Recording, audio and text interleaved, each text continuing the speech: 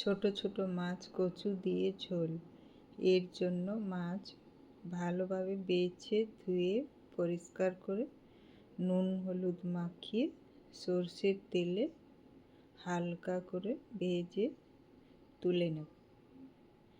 এরপর কড়াইতে সরষের তেলে পেঁয়াজ কুচি, পেঁয়াজটা একটু ভেজে তারপর কচু পরিমাণ মতো নুন হলুদ দিয়ে কচুটা একটু ভাজা ভাজা করে নেব।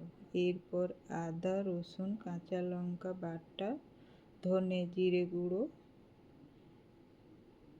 টমেটো বাটা, কচুটা মশলার সাথে ভেজে নেব। এরপর জল দিয়ে ঢাকা দিয়ে কচুটা সিদ্ধ করে নেব।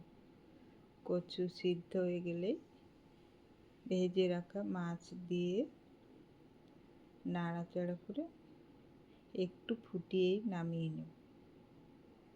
ছোট মাছ দিয়ে কচুর ঝোল রেডি।